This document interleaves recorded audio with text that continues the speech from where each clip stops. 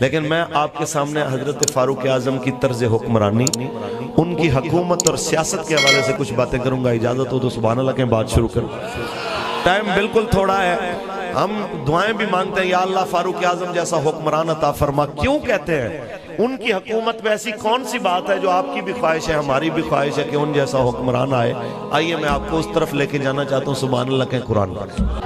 خالق کائنات نے ارشاد فرمایا محمد رسول اللہ والذین معه اشداء علی الکفار رحماء بینہم.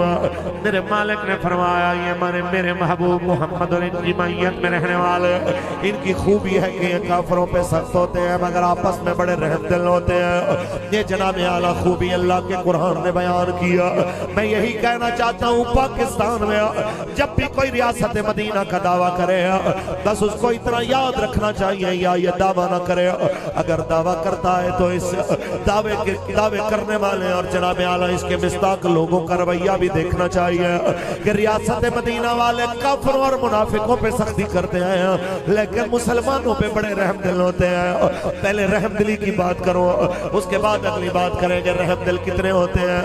رحم دل اتنے ہوتے ہیں کہ جناب اعلیٰ رات کے وقت فاروق اعظم اپنے دور حکومت میں جناب اعلیٰ گھوڑے پہ جناب بیٹھ کے اپنے غلام کو ساتھ لے کے مدینے کا جناب چکر لگاتے ہیں کہ پتہ چلے مدینے میں کسی کو کوئی مسئلہ تو نہیں ہے. حتیٰ کہ رات کو چکر لگا رہے ہیں. چکر لگاتے لگاتے جناب اعلیٰ پتہ چلا ہے ایک قافلہ مدینے کے مضافات میں آ کے جناب رکا ہے. مدینے کے مضافات میں اس قافلے کے پاس رکے اور جا کے جناب اعلیٰ جب پہرا دینا شروع کیا ایک خیمے سے چھوٹے سے بچے کے رونے کی آواز آئی. تھوڑی دیر سنتے رہے پھر جا کے قریب فرماتے ہیں اس کی ماں کو آواز دیتے ہیں او بی بی اپنے بچے کو چپ کرا، کیوں رلا رہی ہے، اس کو تمہیں کیا پریشانی ہے؟ جناب اعلیٰ وہ کہتی ہے جاؤ اپنا کام کرو، میرا بچہ ہے میں جانو میرا کام جانے. تھوڑی دیر ٹھہر کے پھر دیکھتے ہیں بچہ رو رہا ہے. پھر فرماتے ہیں بی بی اپنے بچے کو چپ کرا، کیوں بچے کو جناب اعلیٰ رلا رہی ہے؟ جب تیسری بار سوال کرتے ہیں اندر سے عورت کہتی ہے تمہارا اس سے کیا مطلب؟ تمہیں پتہ نہیں ہے کہ عمر نے قانون بنایا ہے جب تک بچہ دودھ نہیں چھوڑے گا، جب تک بچہ اپنی ماں کا دودھ پینا نہیں چھوڑے گا اس وقت تک اس کا وظیفہ نہیں لگے گا. اس لیے اس کا دودھ چھڑا رہی ہوں کہ ہمارے حالات ٹھیک نہیں ہیں، چلو کم از کم کچھ کھانے والا بن جائے تو ہمیں اس کا بھی وظیفہ حکومت کی طرف سے مل جائے گا، ہمارے گھر کے حالات ٹھیک رہے گا. حضرت فاروق اعظم نے سنا تو اسی وقت آنکھوں سے آنسو جاری ہو گئے. یہ ہے ریاست مدینہ جہاں خلیفہ اپنی داڑھی پکڑ کے آسمان کی طرف منہ کر کے کہہ رہا ہے ہائے عمر تجھے تیری ماں روئے، تیری وجہ سے کتنے بچے راتوں کو روئے ہوں گے، تیری وجہ سے کتنے بچے راتوں کو اداس ہوئے ہوں گے. ادھر کھڑے کھڑے قانون بنایا آج کے بعد دودھ چھڑانے کی شرط نہیں ہے، دودھ چھوڑنے کی شرط ختم ہے. آج کے بعد جو بچہ بھی پیدا ہوگا اس کے پیدا ہونے کے ساتھ اس کا خرچہ حکومت وقت ادا کرے گا. یہ ہوتے ہیں ریاست مدینہ والے. اگر اس طرح ریاست مدینہ آج پاکستان کو بنایا جائے اور جناب اعلیٰ یہ ریاست ثانیہ مدینہ بن جائے، خدا کی قسم تو ننکانہ صاحب کی نہر کے اوپر کھڑی ہوئی ماں جو اپنے 5 بچوں سمیت خودکشی کرتی ہے وہ کبھی آپ کو کرتی نظر نہ آیا. کوئی رکشہ چلانے والا بجلی کے بل سے تنگ آ کے اپنے بچوں سمیت زہر کھاتا ہوا آپ کو نظر نہ آیا. کوئی ماں اپنے بیٹے کی دوائی کی خاطر عزت بیچتی ہوئی سڑک کے کنارے کھڑی ہوئی نظر نہ آیا. کوئی بیٹی جوان لوگوں کی گاڑیوں کو شیشے صاف کرتے ہوئے اور گندے لوگوں کی گندی نظروں کا شکار ہوتی ہوئی آپ کو لاہور کے اشاروں پہ نظر نہ آیا. اگر ریاست مدینہ کی کوئی ذمہ داریاں قبول کرے کہ ان کو عزت سے گھر میں کم از کم روٹی دی جائے، بے روزگار کو کم از کم روزگار دیا جائے، بھوکے کو کم از کم کھانا دیا جائے، بات یہی ختم نہیں ہوتی، اس سے آگے چلیے۔ اس سے آگے یہ ہے کہ ایک رات کے پہرے کے دوران آواز آتی ہے جناب اعلیٰ، کسی کے گھر سے بچوں کے رونے کی آواز آ رہی ہے۔ تو فاروق اعظم فرماتے ہیں او بی بی تیرے بچے کیوں رو رہے ہیں؟ اس نے کہا بھوکے ہیں، 3 دن سے کچھ کھایا نہیں ہے۔ کہا کیا کھانا بنا رہی ہو؟ کہتی ہے نہیں بھائی، صرف ایک ہنڈیا چڑھائی ہے جس پہ پانی رکھا ہوا ہے، اس لیے اس کے نیچے آگ جلا رہی ہوں تاکہ کم از کم یہ بیچارے اس انتظار میں دل بہل جائے کہ کچھ پک رہا ہے، کچھ کھا لیں گے تھوڑی دیر بعد، صحیح ہے، ایسے انہیں نیند آ جائے گی۔ فاروق اعظم جلدی سے جاتے ہیں، اپنے غلام کو لے کے بیت المال سے کہتے ہیں جلدی سے آٹا میری گردن پہ رکھ، جلدی سے بوری مجھے اٹھواؤ۔ وہ کہتا ہے حضور مجھے اٹھوائیے۔ فرمایا آج عمر کا بوجھ اٹھاؤ گے، مجھے بتاؤ کل کون اٹھائے گا؟ روز حشر کون اٹھائے گا؟ میری قبر میں کون اٹھائے گا؟ اس لیے آپ نے فرمایا یہ میرے کندھے پہ ہی آنے دو۔ آٹا اٹھاتے ہیں، دروازے پہ آتے ہیں، کہتے ہیں بہن تیرا بھائی آیا ہے، آٹا لے کے آ، کچھ کھانے کی چیزیں لے کے آ۔ دروازہ وہ عورت کھولتی ہے، آپ کہتے ہیں ٹائم تھوڑا ہے، آپ اگر ایسا کریں کہ آٹے سے آٹا بنا لیں، آپ آٹا گوندھ لیں، میں آپ کے بچوں کو چپ کرواتا ہوں تو اتنی دیر میں کھانا بن جائے۔ آپ جناب اعلیٰ بچوں کا دل بہلا رہے ہیں، وہ عورت آٹا گوندتی ہے، کھانا بناتی ہے، جب بچے کھاتے ہیں تو کھا کے وہ رونے والے، اب کھا کے جب پیٹ بھرا ہے تو آپس میں خوش ہو کے ہنسنے کھیلنے لگ گیا۔ اس دوران وہ عورت بڑے گلے شکوے کر رہی ہے، عمر سے خدا پوچھے گا، وہ پوچھے گا اس کی عدالت میں، عمر سے پوچھنا ہوگا۔ جناب اعلیٰ پوچھا جائے گا کہ بتاؤ تیری رعایا میں بندے بھوکے رہے ہیں، تو آپ نے فرمایا بہن عمر کو معاف کر دو، اتنی بڑی سلطنت ہے، کہیں نہیں بھی پتا ہوتا بندے کو کہ ان کے حالات کیسے ہیں۔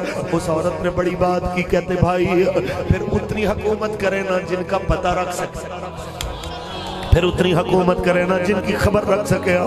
آپ نے کہا اللہ کے لیے اسے معاف کر دو، تو وہ عورت کہتی ہے آپ کہتے ہیں تو میں معاف کر دیتی ہوں، لیکن دل نہیں کر رہا تھا۔ چلو کوئی بات نہیں، آپ میرے بھائی ہیں، میں تو یہ چاہ رہی تھی رب نے حکومت دینی تھی آپ کو دے دیتا، عمر کو دینے کی کیا ضرورت تھی؟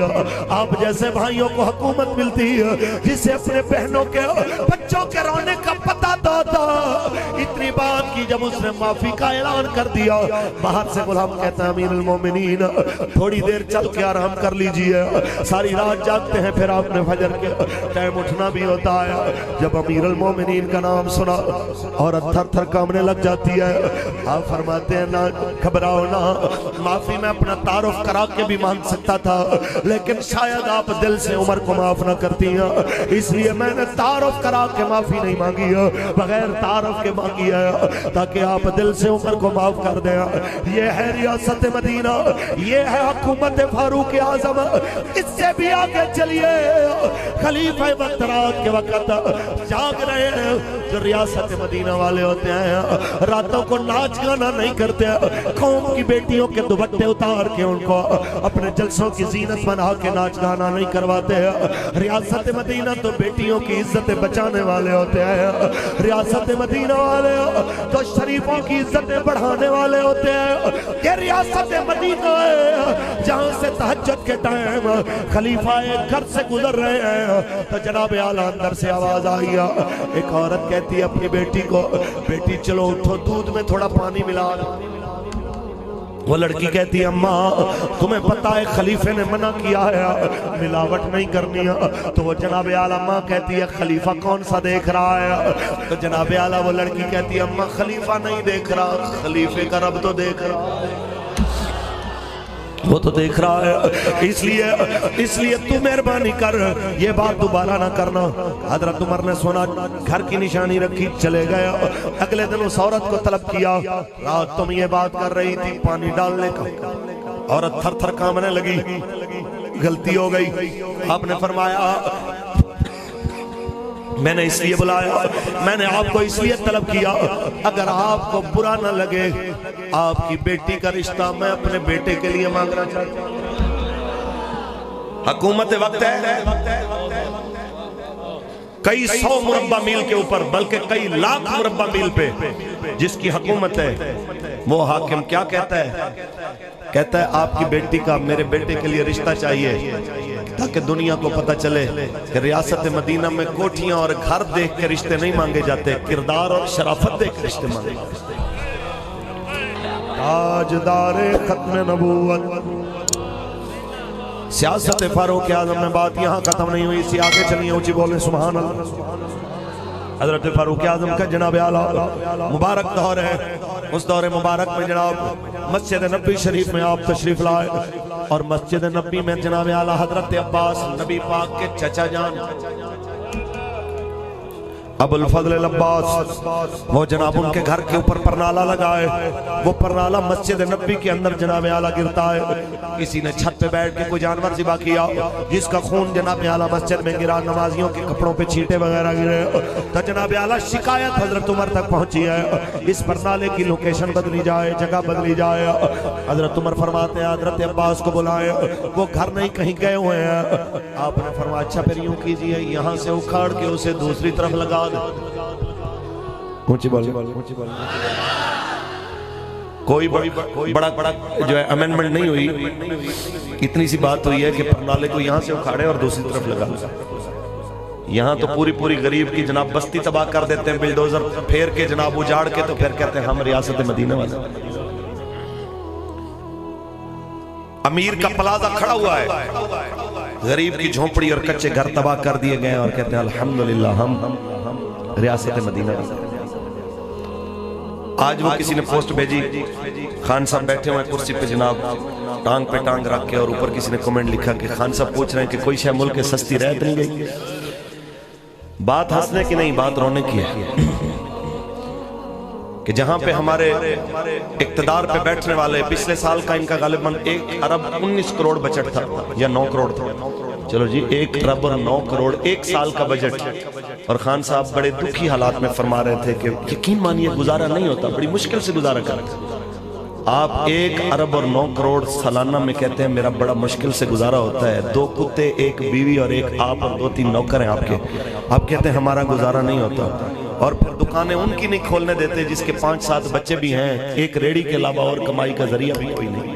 دربان اور سنتری نہیں رکھو گے جو جناب اعلیٰ بار بار سوالیوں کو روک لے۔ چوتھی شرط یہ ہے کہ چھنا ہوا آٹا یعنی مہنگی روٹی، آپ نے سوال کرنا ہو تو حکم کیجئے۔ انہوں نے کہا جی یہ تو بات ٹھیک ہے، نمازیوں کو شکایت ہوئی میرے پرنالے سے، لیکن یہ تو انہیں پوچھنا چاہیے تھا، میں گھر کا مالک تھا، میری کیا رائے ہے، اور دوسرا یہ بھی پوچھنا چاہیے تھا یہ پرنالہ کس نے لگایا ہے، ہو سکتا ہے نمازیوں سے اور عمر سے بھی زیادہ شان والی شخصیت نہیں ہے، خود پرنالہ لگایا۔ وہ پوچھتے ہیں اچھا بتائیے کس نے لگایا، تو آپ نے 2 گواہ بلائے، حضرت ابو ہریرہ کو بلایا، حضرت انس بن مالک کو بلایا، کہتے ہیں جناب ان سے پوچھئے۔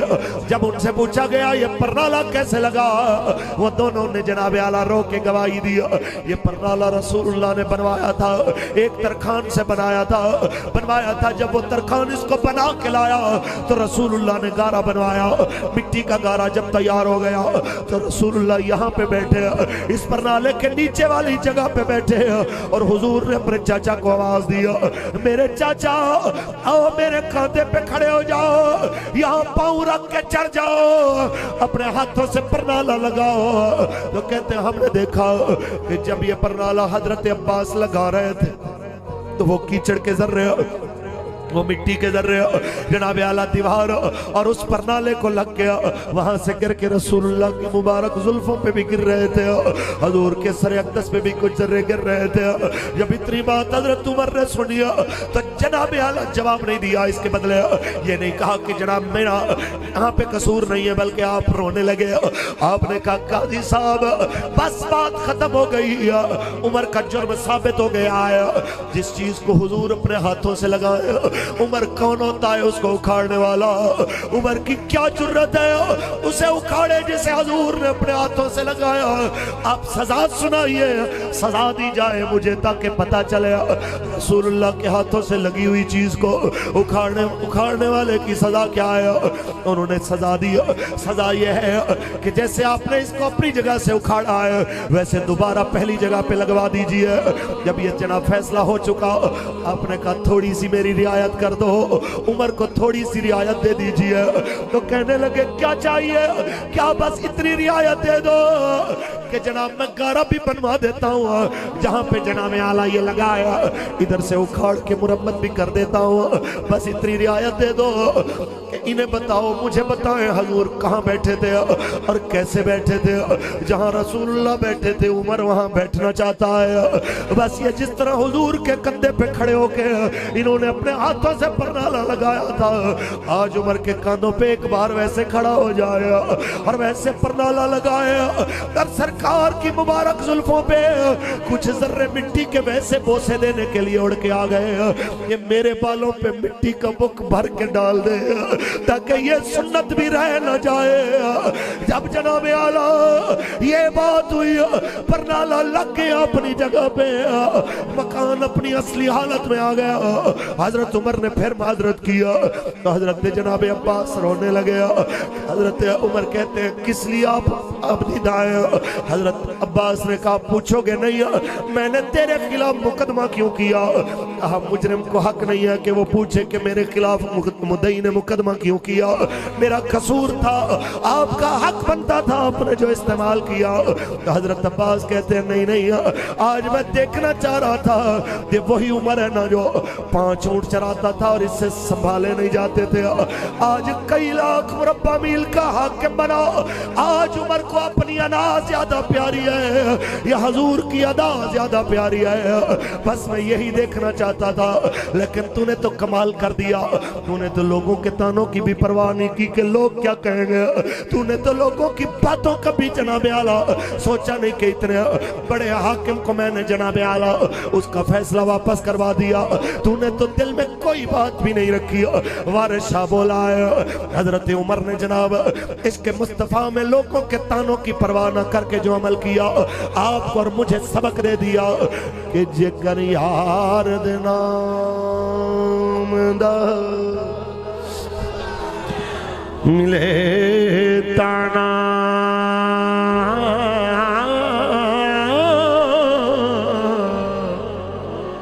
झोले पाल ये थले सटिए ना,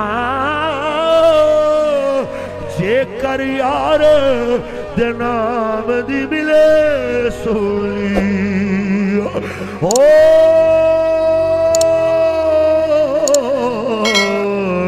झूठा ले लिये पिछा हटिए।